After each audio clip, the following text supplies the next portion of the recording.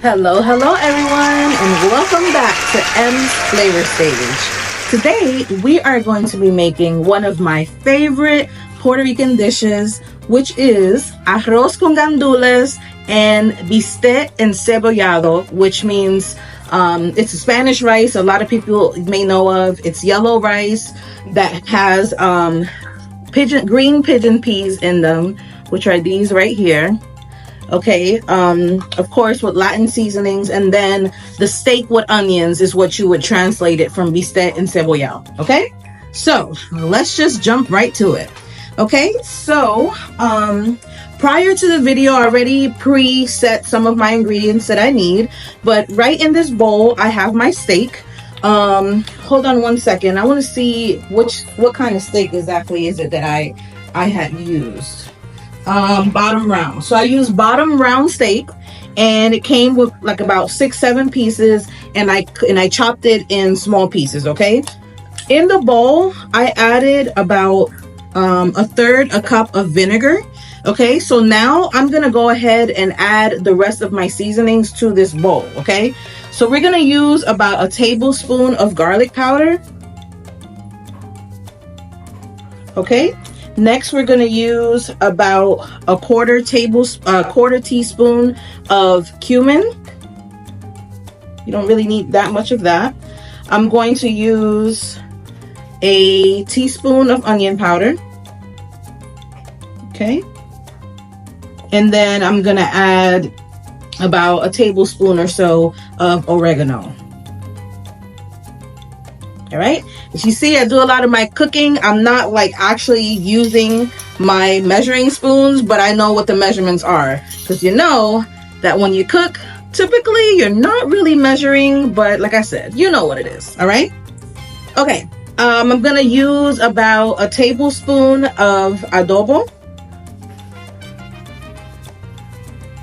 Okay, and I want to give it a tiny bit of a kick, a little taste. Like I love like the celery seed taste, so I'm gonna give it a little bit of Old Bay seasoning. So we'll say maybe like half a teaspoon. Okay, and then I'm going to add about a half a teaspoon of the Badia complete seasoning. Okay, so we're gonna go ahead and just stir this up.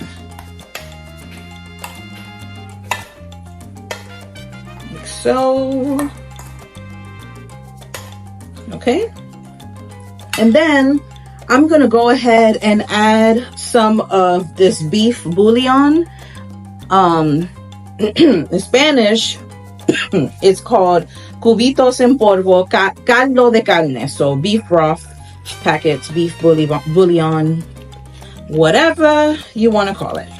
Okay, I'm gonna add the whole packet to this. It's gonna give it phenomenal flavor. Okay, let's stir that up. All right, and then we're gonna add 1 packet of sazon. I like the one that says con azafran, but there's other ones that say con culantro and achote. You can look for either one of those. Okay, this gives it its nice rich color that I like to see on my meats. Okay, set that aside. Okie dokie. All right, so now I'm gonna add about 1 teaspoon of ground turmeric, powdered turmeric to it. It's gonna add a little bit more color, and I love the health benefits that turmeric has, one of them being good for fighting inflammation. Okay,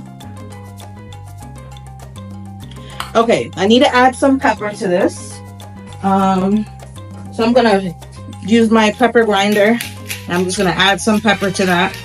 I'd say if you're measuring this, it would be about maybe half a teaspoon or so. All right, now prior to the video, I had prepared some bacon, and because the bacon's gonna go in the arroz con gandules, but I'm going to add a little bit of the bacon grease to the pan, and I'm going to stir fry some garlic. Okay, All right, so let me turn my stove on. All right, we're gonna add a little bit of that bacon grease. Set this aside. Okay. Okay, and now I minced, it was about 5 garlic cloves is what's in here. I'm just gonna use a small portion of it, okay? Okay, so that goes there. And we're just gonna let that cook up a bit.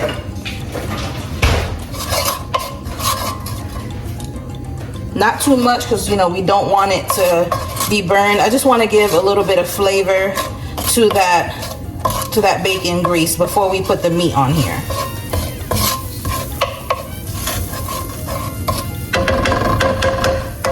Okay. So over the weekend, I had thrown a 30th birthday party for my niece. It was pretty cool because she wanted to have, she wanted to combine both her cultures. She's Puerto Rican and Black. And we all worked together, me and her best friend, her sister, my brother, dad, mom, husband. Like, we all worked together to make this happen, and it was absolutely beautiful. If I would have had more time, I most likely would have made this dish that I'm making today and had that as part of the food that we had at the party, but it was pretty awesome, okay? So our garlic is cooking. I'm gonna go ahead and add the entire contents of the meat, okay? Oh yeah, I love that sound.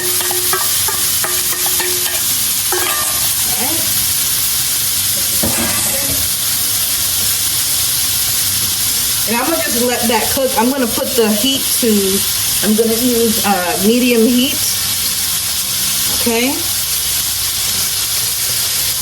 Put my little towel back in my pocket, okay? And we're just gonna let this cook. This is a very easy dish. It is made within minutes, honestly. Right here, I would say the serving size is at least for 4 people. You may even have a second go round at this, okay? All right, I'm gonna turn up the heat just a little bit. So that's browning beautifully. It smells absolutely amazing. Okay, and we're just gonna let that cook. All right, so now we're going to go ahead and add a tiny bit more garlic. Y'all know I love my garlic. Let's let that cook some more.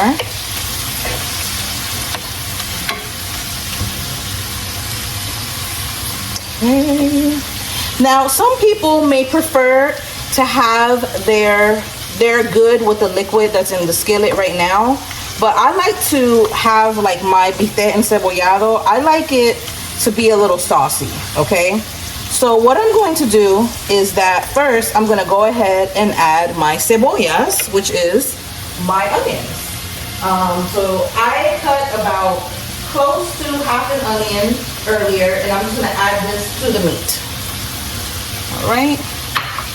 And I cut them in circular form like that. This is going to be absolutely amazing, guys. Anytime I have guests coming, this is typically one of my go-tos that I go to cook. It's fast, it's easy, and it tastes great. If you are not an onion lover, just simply omit the onions. It'll still taste good. All right, so let's stir that up like so. Okay, now I have created a slurry with about a cup of water, and I believe there was maybe like 2 tablespoons of flour in here, and I made a mixture, and I'm gonna add that to the meat.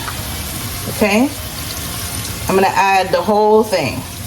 Now, if it seems like your meat, the sauce is like too thick, go ahead and just add a little bit of water to your liking without flour, just water on its own. Okay, I turned up the heat just a little bit. Now I already see that it's a little too thick for me, so I am gonna add another cup of water to this, okay?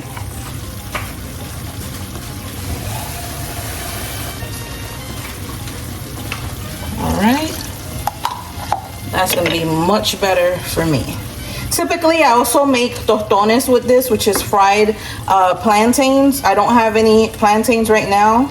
And I will tell you, where I live in South Carolina, it gets kind of hard to find plantains. Like, I don't understand what the deal is. You know, I went to this one place that they had the plantains, and it was, I paid like $9 for like, what, 6 plantains? Like, they tripping. Up north and even places like Charlotte, North Carolina, like I think you have better chances of finding plantains at a reasonable price. I mean, I don't understand. Okay, so let's let that cook some.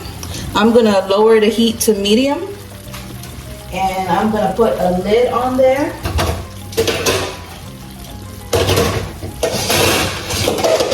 Fine.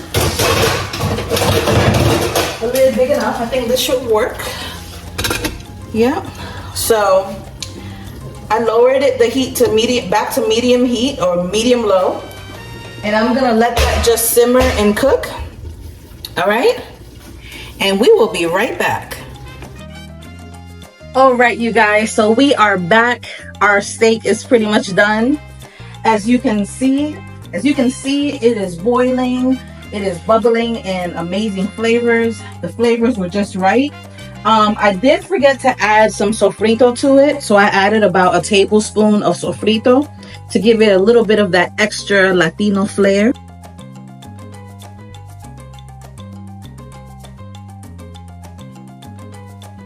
There is also an ingredient that I did not mention. It's Pampered Chef Salt and Vinegar Seasoning. This adds a really nice kick to it. It's optional if you want to add to it. It's the first time that I've used it because over the weekend I had made some collard greens and added some of this to it. Ooh, it was so good. So yeah, I'm gonna start using this. Miss Olita, if you're watching this, if you never tried the greens, adding the salt and vinegar to it, if you like greens, you should definitely try it. Miss Olita is someone that I know from when I used to do direct sales. She has a Pampered Chef business, so gotta give her a shout out. All right, so I'm gonna go ahead and turn off my steak. The steak is done. All right, I'm going to just set it to the side so that we can get started with our rice. Okay, as you can see here, I have what you call a caldero. A caldero is one of the best tools to use to make your Spanish rice, okay? So I'm gonna put my caldero here. And let me just move some things over. All right, so I have my caldero here. I'm gonna be using, I don't know, I guess maybe 2 cups of rice, all right? And the rice that I'm using today is called parboiled rice. It's the easiest rice that you can use to make the arroz con gandules if you're a beginner, okay? If you're not you're a beginner, if you're advanced like me, I would typically use like medium or long grain rice to make the arroz con gandules. But for simplicity purposes, I want you to be able to make this as well. And the parboiled rice is gonna be your best friend, okay? So I'm gonna go ahead and turn my stove back on. And I'm gonna have it on medium to high heat. I'm going to add the bacon grease that I had from the bacon that I made for the rice. Okay. I always like to have some kind of protein added to my rice. So in this case, like I said, I'm gonna be using bacon that I fried before the video. I have there 4 pieces of bacon, okay? Typically, you can use ham, like the ham steaks that they sell at the store. If you go into the Spanish supermarket, they have like jamon, which is ham de cocinar. I can't find the stuff that I need. Oh, my children are home now. Or you can use Vienna sausages. Sometimes I use that. But really it's whatever. You can even use chorizo, whatever you have that you want to add to your to your rice to give it that extra flavor, okay? I'm gonna take the rest of the garlic that I minced and I'm gonna add that to the pot, okay? Okay, so that's that. I'm gonna go ahead and take my bacon and add it to the pot. Okay, and then I'm gonna take 1 tablespoon of sofrito and add it to my pot. Where did I put my spoon?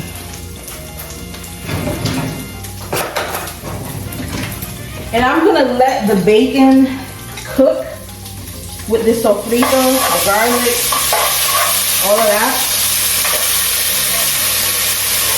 I'll let it cook for a little bit. Actually, I'm gonna actually add 1 more spoon of sofrito to this.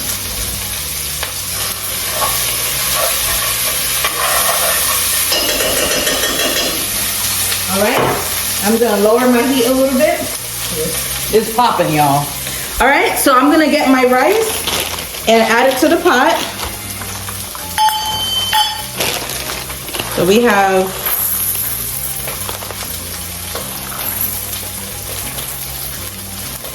1 cup here. Okay, we have another cup we'll add. It's gonna be another cup. I'm just gonna pour this in the pot. So I'm making a mess over here. So I'm gonna add that to it. Okay. And the key, the trick to making good arroz con gandules with your water, you can use water, chicken broth, beef broth, whatever you want to use. I'm using water today because I don't have my chicken broth. Cover it, add water until your rice is fully covered. Okay? You don't want to add too much water to it because then your rice is going to be mushy. You don't want mushy rice, trust me. So, right now, I have added 2 cups of water, okay? So what I'm gonna do next, because of the fact that the gandules has water of its own, I'm gonna go ahead, and this is a 15-ounce can. I'm gonna go ahead and add the gandules with the gandules water. This is gonna give it a really good flavor, okay? Okay, so that's that. I'm gonna go ahead and stir this a bit.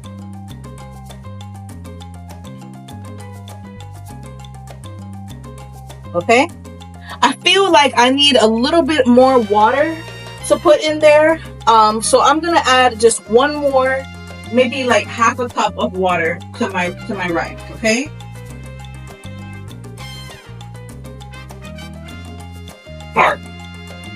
And that should be good.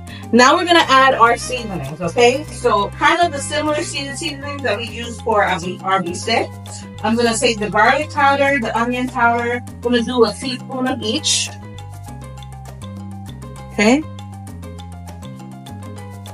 All right. I'm gonna get my ground cumin. I'm gonna do like half a teaspoon of that. Okay. We have our oregano. We'll do like a teaspoon of oregano. Okay, and then we're gonna go ahead and add some adobo. I'll say a tablespoon of adobo. Okay, and then we're gonna go ahead and stir this. Now I'm gonna turn the heat up. There we go.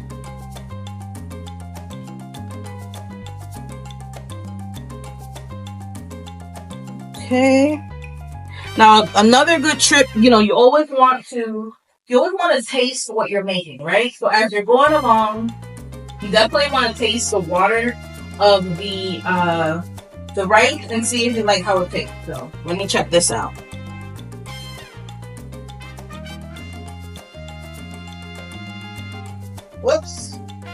All right, let's see. Okay, I feel like I need a little bit of more salt to this, so I'm gonna add like another teaspoon of adobo. Okay. All right, so that's that. My stove kind of heats up pretty quickly, so that's that. And I'm just gonna add like a pinch of salt. Let's see, just a little pinch of salt. Okay, mix. All right, and we will be right back. All right, guys, so we're back, and our rice, the water is boiling. Everything's coming to a nice bubbly texture. You can go ahead and stir your rice a little bit. Okay, and this is gonna continue to cook until the water has evaporated. Go ahead and cover your rice, and we'll be right back. All right, I also went ahead and lowered the heat as low as possible because you don't want your rice to burn as the rice is the water's evaporating. Okay, so, and I also forgot to add a sazon packet to this, so make sure you do that if you want that beautiful color added to your rice. Okay, let's go ahead and cover this back up. We have it on low heat and let it cook on low heat for about 4 or 5 minutes or so, and we'll be right back. All right, I have gone ahead and taken off the lid of the rice just to get a look at it. I have stirred it, and I have put it like in a shape of a dome. Okay, and I'm gonna go ahead and cover it again and let it cook for about 5 more minutes. Okay. All right, you guys, our rice is done. Look at that beauty. Okay, I have the steak heating up here, so that looks ready to eat. Okay, and we are going to do a taste test. Okay, look at this delicious beauty. Okay, we're gonna go ahead and try this. There's some of that onion.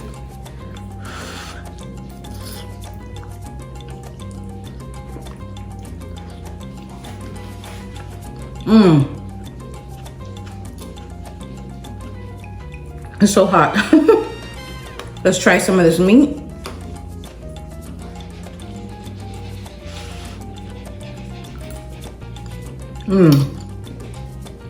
Nice and tender. Love that salt, vinegary type of taste. The garlic, onions, everything is absolutely amazing. The rice is cooked to perfection. Guys, you've got to try this recipe. That is all for this episode of M's Flavor Stage. I will catch you guys next time. Have a good one. Bye-bye.